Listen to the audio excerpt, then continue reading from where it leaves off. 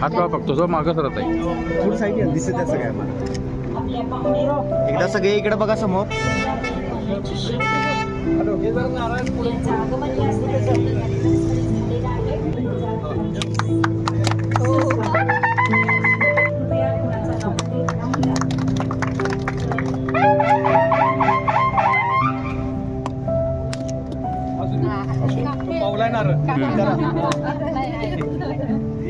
जागेवर गेला सगळे ताई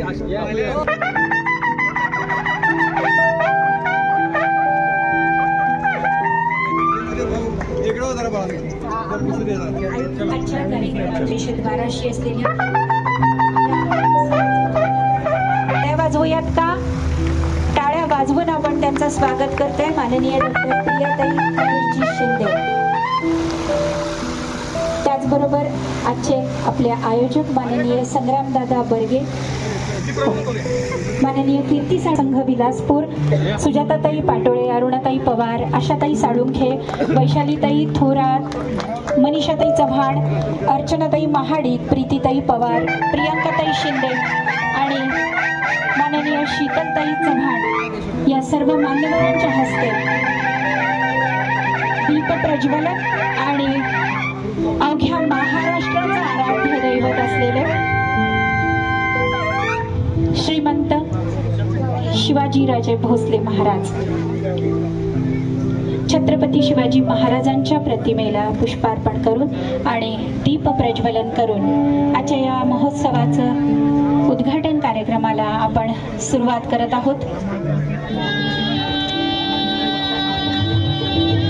छत्रपतींचे माननीय डॉक्टर प्रियाताई शिंदे छत्रपती शिवाजी महाराजांच्या पुतळ्याला पुष्पार्पण करतात. त्यांचा आशीर्वाद आपण सगळेजण घेतोय.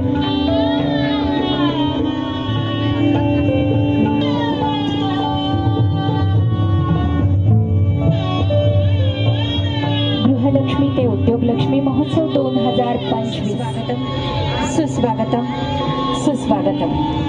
आपल्याकडे आलेल्या पाहुण्यांचं स्वागत करणं ही आपली भारतीय परंपरा आणि या परंपरेनुसार आजच्या या उद्घाटन समारंभासाठी माननीय डॉक्टर प्रियाताई शिंदे भाजपा प्रमुख कोरेगाव विधानसभा मतदारसंघ या उद्घाटक म्हणून लाभलेले आहेत. त्यांचं स्वागत आपण करणार आहोत. मी आशाताई जाधव यांना विनंती करते की त्यांनी शाल देऊन प्रियाताईंचं स्वागत करायचंय. प्रियाताईंचं स्वागत करतायत आपण.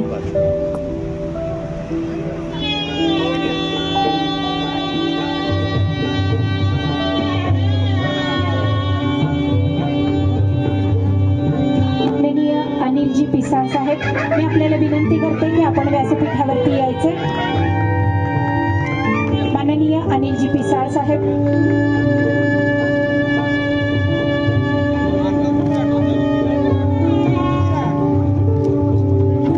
पुष्पगुच्छ देऊन आपण मान्यवरांचं स्वागत हा संदेश देत आपण मान्यवरांचं स्वागत करतो आहोत. पुन्हा एकदा गृहलक्ष्मी ते उद्योगलक्ष्मी महोत्सव 2025 या महोत्सवामध्ये तुम्हा सर्वांचं मनपूर्वक स्वागत. आजच्या या कार्यक्रमाला उद्घाटक म्हणून प्रियाताई महेशजी शिंदे या सर्व मान्यवरांचं पुन्हा एकदा स्वागत.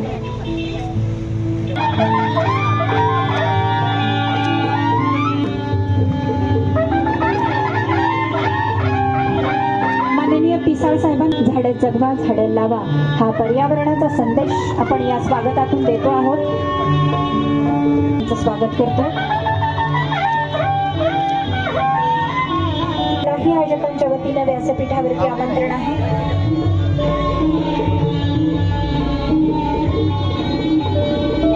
गुलाबाचं रोप देऊन आपण पर्यावरणाचा संदेश या स्वागताच्या माध्यमातून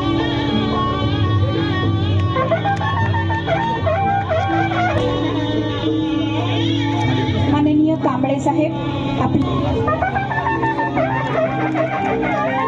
आयोजकांना आपली उपस्थितीची किंमत माहिती आहे.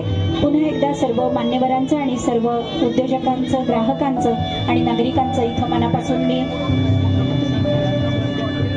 तर उद्योजक असतात ते 3 प्रकारचे असतात.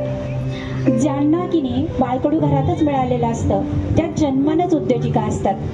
काही जणांवरती परिस्थिती आलेली असते, वडिलांचं, भावाचं, पतीचं निधन झालेलं असतं, आजारपण आलेलं असतं आणि त्यामुळे हे उद्योजक पण त्यांच्याकडे आलेलं असतं. आणि काही जण स्वतःला उद्योजक म्हणून घडवतात जाणीवपूर्वक. या सगळ्या प्रकारचे उद्योजक मैत्रिणी आपल्या या महोत्सवात आपल्याला बघायला मिळणार आहेत. आणि या महोत्सवाचं आयोजन ज्यांनी केलंय असे आपल्या सगळ्यांचे लाडके माननीय संग्रामदादा आपल्याशी संवाद साधू इच्छितात. मी संग्रामदादांना विनंती करते. भोसले मित्र समूह आणि आपल्या सर्व परिसरातील ज्येष्ठांच्या मार्गदर्शनाखाली आपण ताई गृहलक्ष्मी ते उद्योगलक्ष्मी हा महोत्सव भरवायला 3 वर्षापासून सुरुवात केली. जसं आपल्या सूत्रसंचालका ताईंनी सांगितलं की अनेक वेळा महिलांना घराबाहेर पडायचं असतं, त्यांना उद्योग सुरू करायचा असतो, पण कदाचित त्यांना व्यासपीठ मिळत नसतं. त्या निमित्ताने हा आमचा प्रयत्न, एक छोटासा प्रयत्न गेल्या 3 वर्षापासून सुरू केला. अतिशय चांगला प्रतिसाद या 3 वर्षामध्ये आम्हाला बघायला मिळतोय. आज या कार्यक्रमाच्या निमित्तानं या ठिकाणी उपस्थित असलेल्या आमच्या भगिनी आणि कोरेगावचे कार्यसम्राट आमदार आदरणीय महेशदादा शिंदे साहेबांच्या सुविधा पत्नी आदरणीय प्रियाताई शिंदे, आपल्या सगळ्यांचे ज्येष्ठ मार्गदर्शक आमच्या सर्व नलवडेताई, जाधव काकू, सूर्यांचं मार्गदर्शन ज्यांचं मला मिळत राहतं, आपण त्या सगळ्याच आमच्या माता भगिनी, या निमित्ताने उपस्थित असलेले सर्व ज्येष्ठ नागरिक, तरुण युवा मित्र आणि महत्त्वाचं सोनल आणि सगळ्या त्याच्या सहकारी. आज या कार्यक्रमाच्या निमित्तानं ताई आपलं विशेष असं मार्गदर्शन आम्हाला सगळ्यांना मिळणार आहे. या परिसरामध्ये गेल्या 3 वर्षामध्ये मोठ्या प्रमाणामध्ये MIDCचा लागून असा परिसर आहे आणि जसं जसं सातारा शहराची हद्दवाढ झाली त्यानंतर या ठिकाणी आसपासच्या जिल्हाभरातून, आपल्या रेहमतपूरच्या पट्ट्यातून, कोरेगाव, नागठाणे या पट्ट्यातून अनेक वर्ष वसलेली हे सगळे ज्येष्ठ नागरिक आणि नोकरी व्यवसायाच्या निमित्ताने या ठिकाणी त्यांचा सगळेजण वास्तव्यास आहेत. गेल्या 4 वर्षापासून नगरपालिकेची हद्दवाढ झाली आणि त्यानंतर अनेक अर्थाने या ठिकाणी विकास कामांना सुरुवात झालेली आहे. छत्रपती उदयनराजे भोसले महाराजांच्या माध्यमातून या ठिकाणी अनेक विकास कामांच्या माध्यमातून आम्ही सगळेजण त्यांच्या मित्रबरोबर कार्यरत आहोत. आपलाही कोरेगाव विधानसभा मतदारसंघाचं जवळजवळ 30% मतदान या प्रभागामध्ये आपला कोरेगाव विधानसभा मतदारसंघ येतो आणि आपल्याही माध्यमातून अनेक कामं मार्गी लागलेली आहे, आमदार साहेबांच्या माध्यमातून मार्गी लागलेली आहे. खरं तर महिलांना एक व्यासपीठ देण्याचा कार्यक्रम एक आमचा सगळ्यांचा मानस होता आणि जे मोठे मोठे कार्यक्रम जिल्हा परिषदच्या मैदानावर होतात, अनेक ठिकाणी होतात, त्या ठिकाणी त्या कार्यक्रमाची जी आपण कार्यक्रमाचा आयोजनाचा खर्च मोठा असल्यामुळे आयोजकांना त्यासाठी स्टॉलला एक फी आकारावी लागते किंवा त्यांना काही ते हे खर्च मोठ्या प्रमाणात असल्यामुळं ते कदाचित शक्य होत नाही. पण या ठिकाणी सगळे स्टॉल हे आम्ही मोफत दिलेले आहेत. गेल्या 3 वर्षापासूनचा आमचा कार्यक्रम आहे. 3ऱ्या वर्षामध्ये, पहिल्या वर्षी मला वाटतं आपण 60 होते स्टॉल, दुसऱ्या वर्षी सरपंच 80 झाले, या वर्षी 100 स्टॉलची आणि याच्यापेक्षा जास्ती जागा आम्हाला कमी पडते. एवढ्या मोठ्या प्रमाणात महिला उद्योजका या निमित्ताने या परिसरामध्ये पुढे येतात आणि फक्त विलासपूर गोळीबार मैदान या आमच्या परिसरामधल्याच या सगळ्या महिला भगिनी आहेत. या परिसराच्या बाहेरून सुद्धा अनेक ठिकाणी, संभाजीनगर असेल, कोडोली आणि साताराच्या आसपास सुद्धा सगळ्यांची स्टॉलसाठी मागणी होते, पण कदाचित ही जागा कमी पडते. आता 3 वर्ष पूर्ण झालीत. पुढच्या वर्षीचा आमचा मानस आहे की तो जिल्हा परिषदच्या मैदानावर हा कार्यक्रम मोठ्या प्रमाणावर घ्यायचा. कारण काय होतं, ह्या सगळ्यांना आता 3 वर्ष हे सगळे आमचे जे नवीन उद्योजक आहेत ते तयार झालेत. पुढच्या वर्षी त्यांना अजून चांगल्या मोठ्या व्यासपीठावर संधी मिळावी. इथं दरवर्षी 10-15 हजार सगळे ग्राहक म्हणतो आपण किंवा त्यांना प्रोत्साहन देणारे अनेक आमचे सिनियर सिटीजन असतील, माता भगिनी या निमित्ताने येतात. पण जिल्हा परिषदच्या मैदानावर आपण गेल्यानंतर कदाचित तो आकडा 50,000, 60,000 लाखापर्यंत तो आकडा जाऊ शकतो आणि यांना चांगला व्यवसाय अधिक चांगल्या प्रकारे तो मिळू शकतो. या निमित्तानं इथं अगदी अनेक उदाहरणं देण्यासारखी आहेत की आपल्या कार्यक्रमामध्ये पहिल्या वर्षी ज्यांनी सहभाग घेतला, मागच्या 2 वर्षामध्ये, 3 वर्षामध्ये त्यांनी स्वतःचे उद्योग व्यवसाय सुरू केले. आम्हाला ह्या कार्यक्रमाचं यश कशामध्ये असेल तर इथून एक 10-12 उद्योजिका तयार झाल्या, याचा निश्चितपणे आम्हाला अभिमान आहे. आणि इथून पुढच्या काळामध्ये सुद्धा की महाराज साहेब आहेत, आदरणीय आमदार साहेब महेशदादा शिंदे साहेब आहेत, आपण आहात, या सगळ्यांच्या मार्गदर्शनाखाली या महिलांना एक चांगलं व्यासपीठ आणि त्यांना भविष्यामध्ये त्यांना येणाऱ्या ज्या काही त्यांच्या मनामध्ये अगदी इच्छा आकांक्षा आहेत, त्यांना व्यवसाय करायचा आहे. आणि आता ग्लोबलायझेशनच्या आपल्या या सगळ्या आधुनिक युगामध्ये बाजारपेठ कोणाच्या हातात राहिलेली नाही. ऑनलाईन आपण घरी बसून सुद्धा जगभरामध्ये आपले प्रोडक्ट चांगले असेल तर विकू शकतो. अतिशय चांगल्या प्रकारचा आपण अनुभव गेल्या अनेक वर्षामध्ये आदरणीय नरेंद्र मोदी साहेबांच्या नेतृत्वाखाली घेतोय की गेल्या मागची 10 वर्ष, येणारी 10 वर्ष, पुढची 20 वर्ष ही भारताचं पूर्ण जगावर अशा प्रकारचं राज्य असेल, अशा प्रकारची परिस्थिती निर्माण झालेली आहे. आपली लोकसंख्या तेवढी मोठी आहे, पण मला वाटतं आपण तिथं कुठं आपल्या या कॉम्पिटिशनच्या जगामध्ये आपण कुठं कमी नाही पडलं पाहिजे. यासाठी तर आमचा पुढचा प्रयत्न असा की यांना एक आता हे थोडं बाकी बघून शिकतायत, पण यांना एक ट्रेनिंग देऊन, स्पेशल ट्रेनिंग देऊन, जसं तुमच्याही माध्यमातून खूप कार्यक्रम मतदारसंघामध्ये सुरू असतात, आपल्याही सहकार्याने की या महिलांना ट्रेनिंग देता येईल आणि त्यांना स्वतःच्या अधिक चांगलं मार्केट उभं कसं करता येईल. की घर बसल्या आपण फ्लिपकार्ट बघतो, अमेझॉन बघतो, अजून बाकी सगळे वेबसाईट्स आहेत की एकदा टाईप केल्यानंतर अगदी शेणी सुद्धा आपण घरापासून तयार करतो आणि त्या लांबपर्यंत जगभरामध्ये कुठेही जातात. असे छोटे छोटे उदाहरण आहेत. खूप चांगले प्रोडक्ट्स महिला विकतायत आणि चांगलं एक घराला हातभार देण्याचं काम आणि आपल्याबरोबर घराबरोबरच नाही तर अनेकांना रोजगार देण्याचं काम महिलांच्या माध्यमातून होत राहतं. खरं तर जसं मी मगाशी महिला भगिनींच्याबद्दल बोलायचं झालं तर आज आपल्या सरकारने त्यांना खूप संधी दिलेल्या आहेत. मोदी सरकारच्या माध्यमातून आदरणीय शिंदे साहेब मुख्यमंत्री साहेब होते, आता देवेंद्रजी मुख्यमंत्री आहेत. अनेक चांगल्या संधी महिलांना उपलब्ध झालेल्या आहेत. आमच्या माध्यमातून आपलं ताई लोकसेवा केंद्र नावाचं इथं संपर्क कार्यालय आहे, त्या कार्यालयामध्ये ज्या ज्या योजना शासनाच्या, केंद्र शासनाच्या, राज्य शासनाच्या सगळ्या योजना आपल्या माध्यमातून इथं उपलब्ध करून दिल्या जातात. पण पुढचं टार्गेट आमचं काय असेल तर मला वाटतं ह्या महिलांना अधिक चांगलं ट्रेनिंग देणं, त्यांच्या वस्तूंना बाजारपेठ मिळवून देणं आणि त्यांच्याबरोबरच हे आमच्याबरोबर मोठ्या प्रमाणाचा युवकांचा एक मोठा हे आहे, त्यांच्यासाठी सुद्धा चांगलं काम करण्याचा आमचा सगळ्यांचा हेतू प्रयत्न आमचा गेल्या अनेक वर्षापासून आहे. खरं तर महिलांचा घरामध्ये त्या बॉस आहेत. इथंही कार्यक्रमाचे नियोजन सुद्धा ह्या सगळ्या आमच्या महिला भगिनी बॉस आहेत. यांच्या मार्गदर्शनाखाली आम्ही सगळेजण काम करत असतो आणि आमचे सगळे ज्येष्ठ मार्गदर्शक या ठिकाणी आहेत. प्रियाताईंची वेगळी ओळख सांगायची गरज नाही. आदरणीय महेश शिंदे साहेबांच्या सुविधेपत्नी जरी त्या निश्चितपणे आहेत, त्याच्या अगोदर त्या आमच्या भगिनी आहेत की चिंचेर वंदन ताईंचं गाव आहे आणि गेल्या अनेक वर्षापासून त्यांच्या म्हणजे काय म्हणतो आपण त्याला कार्यकर्तृत्वावर त्यांनी आपला एक वेगळा ठसा उमटवलेला आहे. कोविडच्या काळामध्ये आपण बघितलं असेल की अनेक लोक खूप घाबरून होते, घरातनं कोणी बाहेर पडायला तयार नव्हतं. त्यावेळी हे सगळं संपूर्ण कुटुंबीय आदरणीय आमदार साहेब, प्रियाताई आणि आमच्या अरुणाताई वहिनी या सगळ्यांनी 24 तास 2 वर्ष या मतदारसंघाची प्रचंड अशी सेवा केली. कुठल्याही स्वतःच्या तब्येतीची काळजी घेतली नाही, पण येणाऱ्या प्रत्येक माणसाचं काम, त्याला काळजी घेण्याचं, त्याचं आरोग्याच्या दृष्टीने काळजी घेण्याचं काम त्या करतायत. त्यांच्याकडनं खूप काही ऐकण्यासारखं आहे, खूप काही त्यांचं मार्गदर्शन घेण्यासारखं आहे आणि मला वाटतं जास्त वेळ आपल्याला घेणार नाही. तुमचंही मार्गदर्शन आम्हाला सगळ्यांना महत्त्वाचं आहे. आपण या निमित्तानं आलात, आपल्या सर्वांचं तुमचं या निमित्तानं आमच्या सगळ्या मित्रपरिवाराच्या वतीनं मनपूर्वक स्वागत करतो.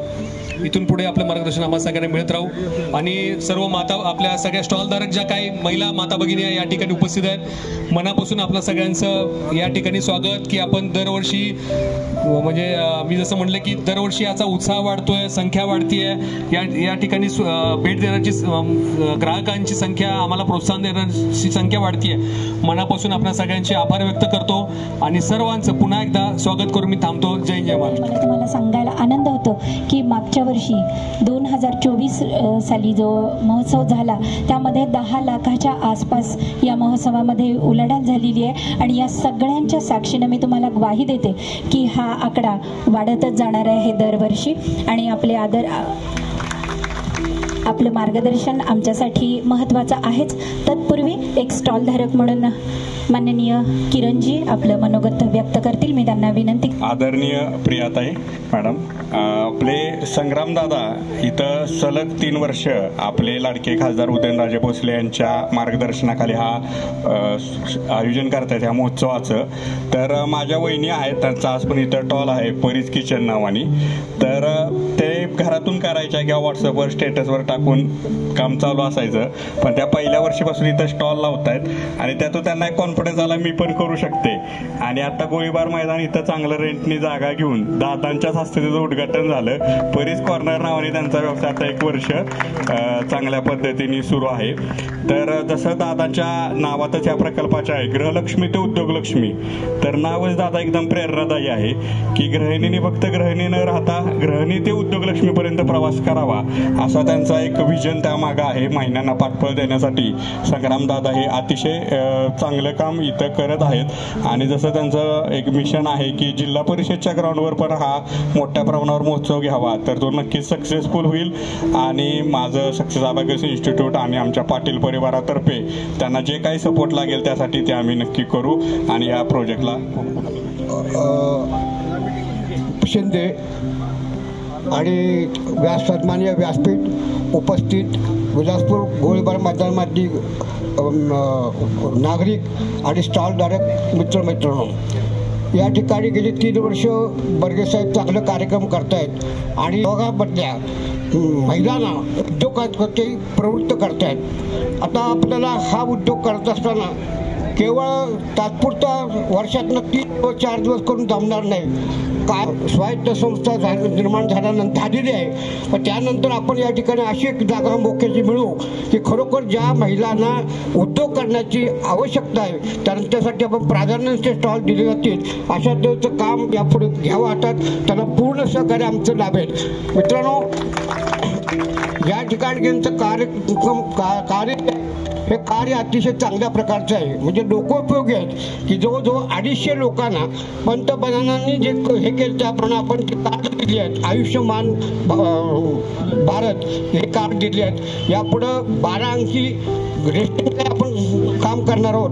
जवळजवळ 15 दिवस काम चालेल त्या दृष्टीने नियोजन चाललेलं आहे. आणि अशातच त्याच्या मागं आपण ज्येष्ठ नागरिक उभे आहोत व तरुणांसुद्धा उभं राहणं गरजेचं आहे. मित्रांनो, या शुभेच्छा द्याव्यात. अर्थ साधिके शरण्ये त्र्यंबके गौरी नारायणी नमोस्तुते. अखंड भारताचं आराध्य दैवत शिवछत्रपती महाराजांना नमन. आणि ज्यांनी शिवछत्रपती रायांना जन्म दिला त्या जिजाऊ मातांना माझं नमन. अहिल्यादेवी होळकर ज्यांनी राज्यकारभाराव्यतिरिक्त फक्त धर्मकार्य आणि आपली सर्व विस्कळीत झालेली धर्मक्षेत्र आणि घाट बांधले त्या अहिल्यादेवी मातेला माझं नमन. आणि ज्यांच्यामुळे मी इथं उभी आहे त्या सावित्रीबाई फुलेंना माझं नमन.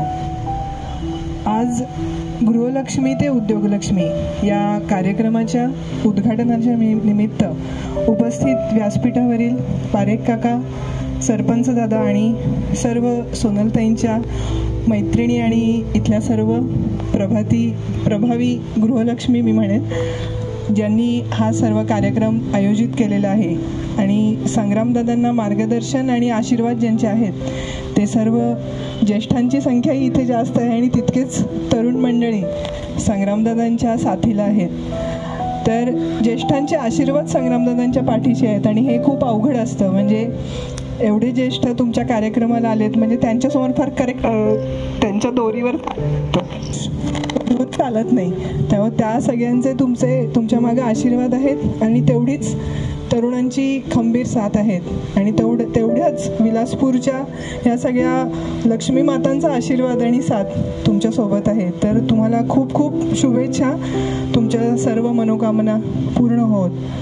आणि हे जे 3 वर्षापासून आपण कार्य हाती घेतलेलं आहे ह्याचीच खरं तर गरज आहे. कारण आपल्या माता भगिनींच्या अंगामध्ये इतक्या कला असतात पण काही परिस्थिती असते, वातावरण नसतं, घरची थोडी अडचण असते आणि सगळ्यात मोठी आर्थिक बाब.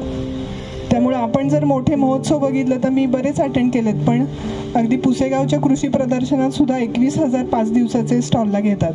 त्यामुळं आपले नवीन जे उद्योजिका तयार झालेले असतात त्यांना ते निश्चितपणे परवडत नाही.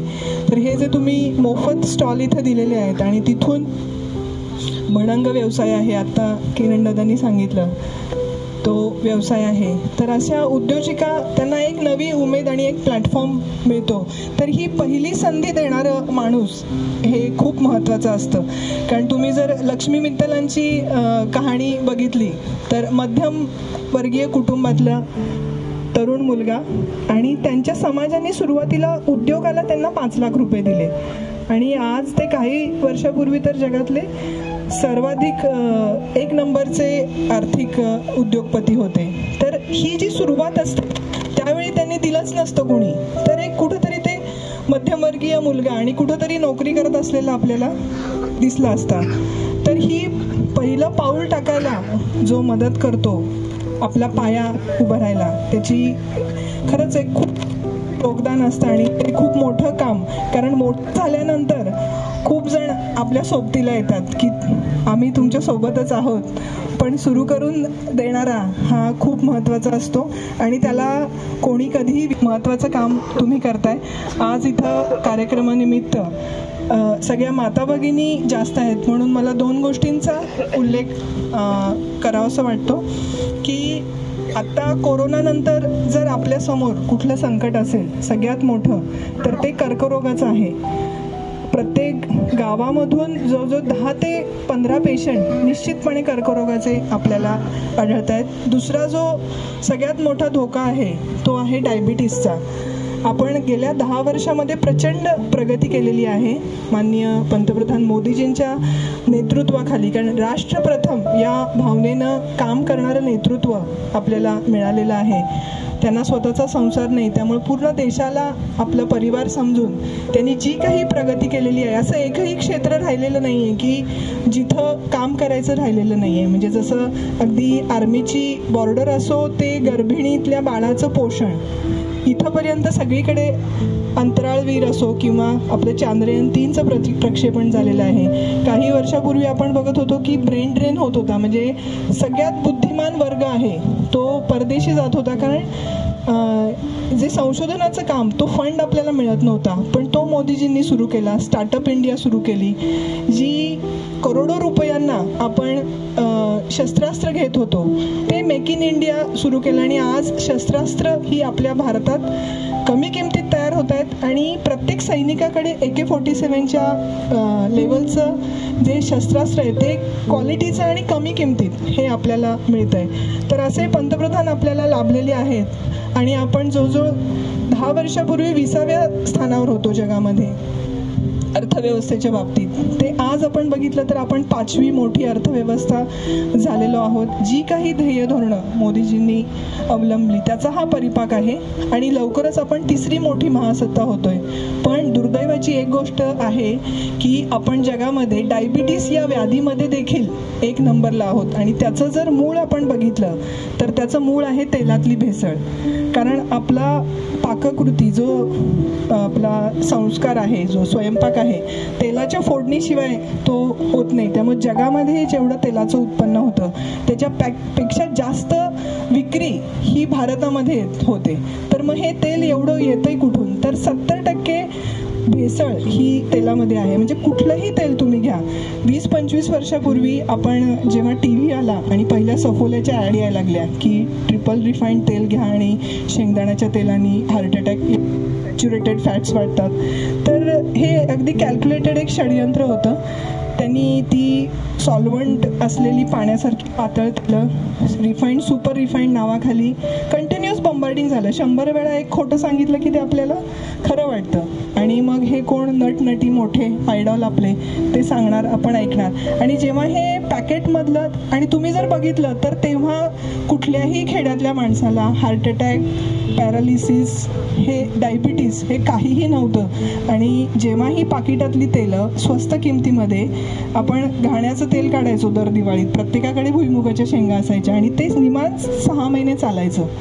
जेव्हा हे या षडयंत्रामुळं हे सगळे घाणे बंद पडले आणि स्वस्तामधली ही भेसळयुक्त तेलं गावात पोचली, त्याच्यानंतर आपल्या गावच्या लोकांची प्रकृती ही ढासळायला लागली.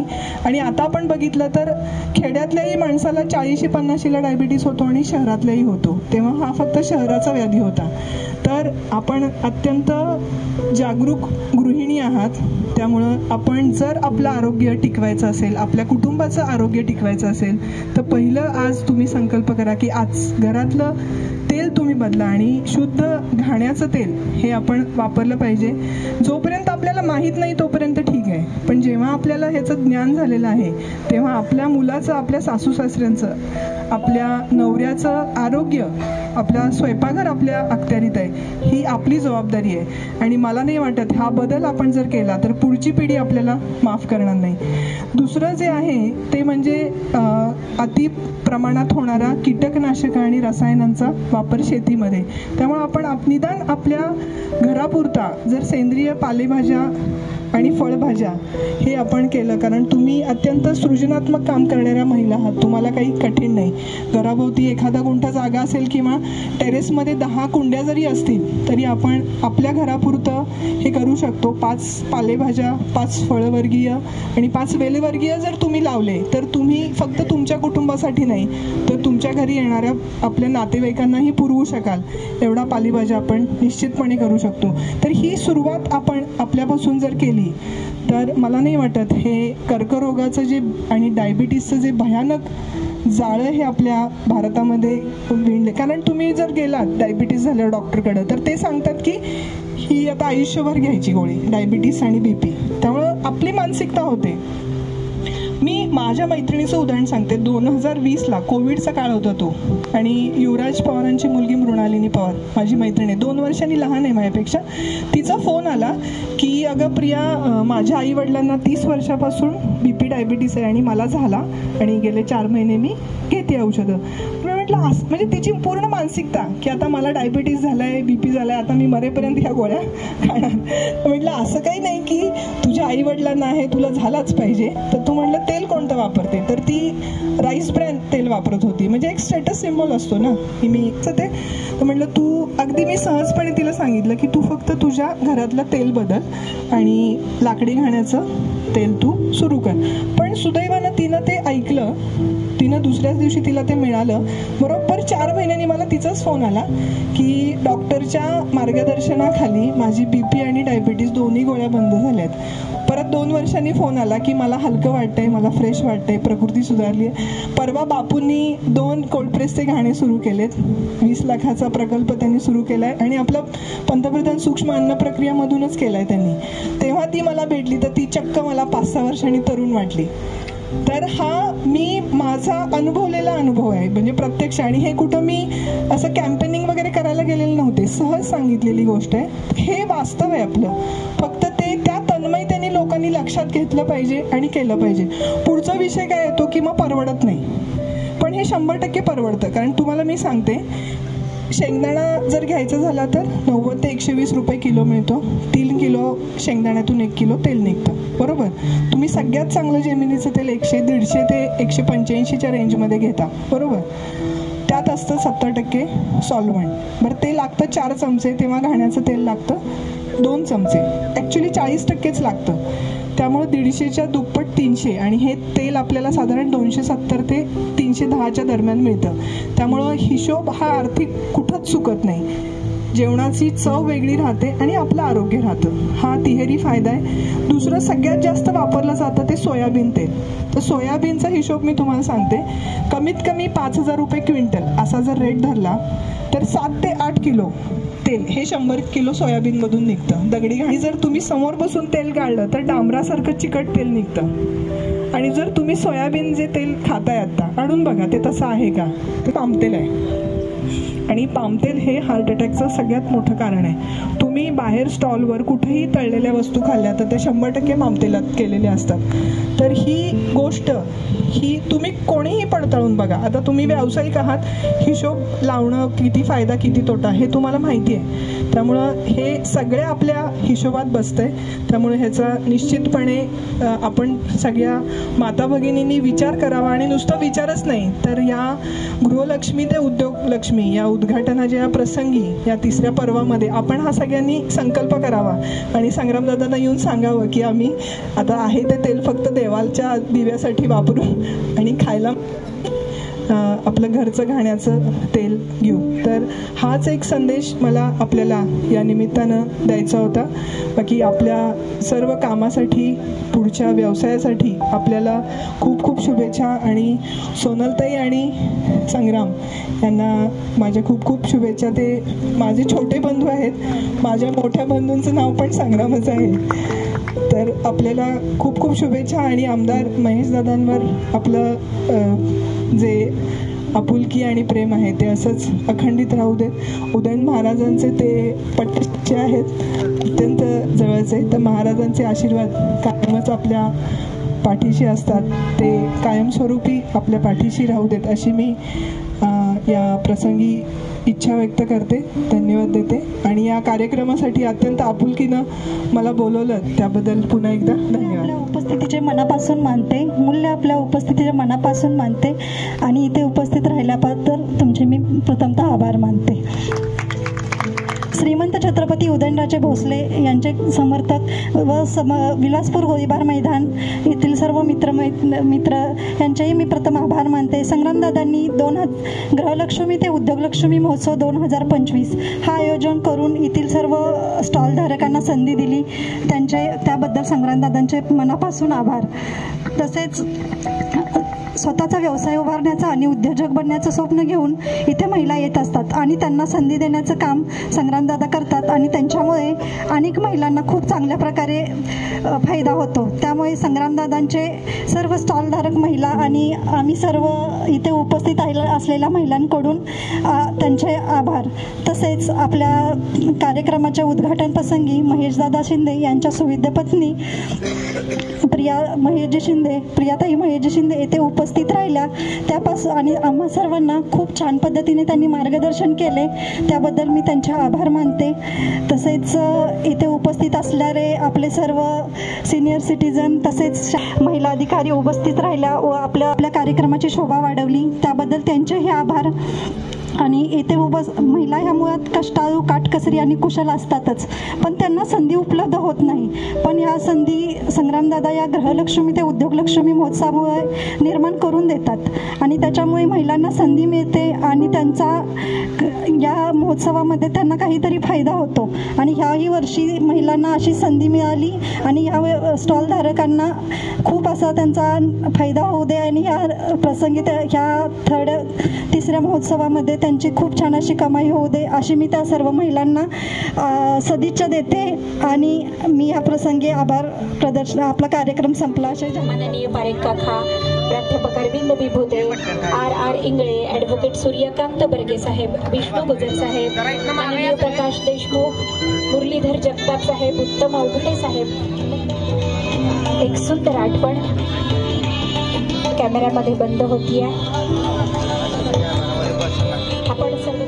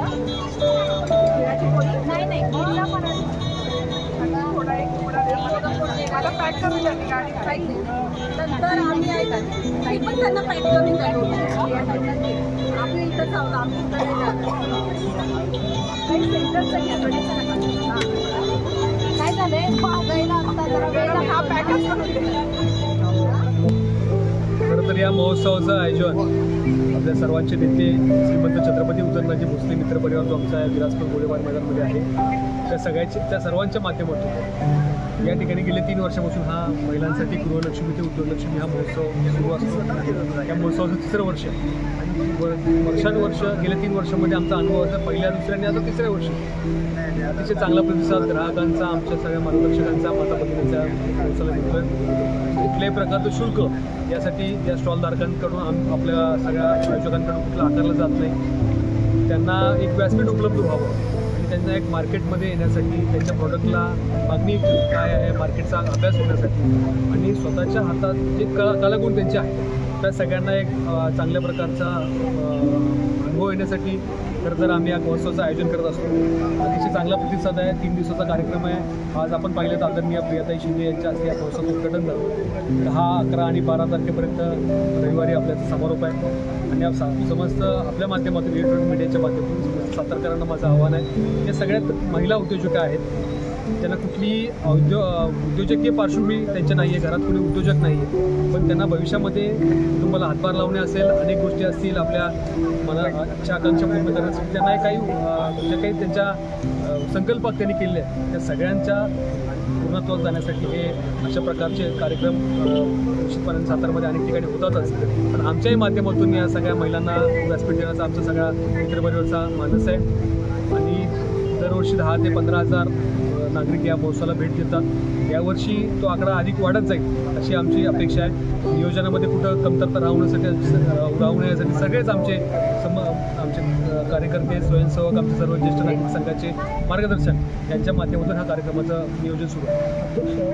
नाही असं मगाशी मी आपण ऐकलं असेल माझे आम्ही सगळ्यांचं आमचं एक मानस आहे. छत्रपती उदयनराजे महाराजांच्या माध्यमातून आदरणीय कल्पनाराजे भोसले राजमाता आणि आदरणीय कायमस्वरूपी होण्यासाठी नगरपालिका त्याचं माध्यम आहेच, पण छत्रपती उदयनराजे भोसले यांच्या मार्गदर्शनाखाली केंद्र शासनाच्या जे काही योजना आहेत त्या महिलांना ट्रेनिंग आपण दिलं पाहिजे. जसं की ग्लोबलायझेशनच्या युगामध्ये यांना अतिशय चांगल्या संधी उपलब्ध झाल्या. घर बसल्या जगभरामध्ये तुम्ही आपली सगळी उत्पादनं पोचवू शकता आणि असं कोणी राहिलेलं नाही की पहिलं की मेन मार्केट प्लेसला मोठा गाळा पाहिजे, तिथं दुकान टाकलं पाहिजे आणि तिथंच आपला व्यवसाय करायला पाहिजे, भांडवल त्या प्रमाणात पाहिजे, अशी काही परिस्थिती राहिलेली नाही. मला वाटतं तुमच्याकडं चांगलं प्रॉडक्ट तुमचं असेल तर जगभरामध्ये याची मागणी आहे. सगळे आपण अमेझॉन, फ्लिपकार्ट पाहतो, अनेक या सगळ्या साईट्स ज्या आहेत त्या माध्यमातून याची उत्पादनं आणि विक्री केली जाते आणि येणाऱ्या काळामध्ये यांना या माध्यमातून त्यांचे प्रॉडक्ट तिथपर्यंत कसे जातील, त्यांना एक ट्रेनिंग कसं देता येईल आपल्याला राज्य शासनाची योजना, केंद्र शासनाच्या योजनांच्या माध्यमातून अधिक चांगल्या प्रकारे आपल्याला यांना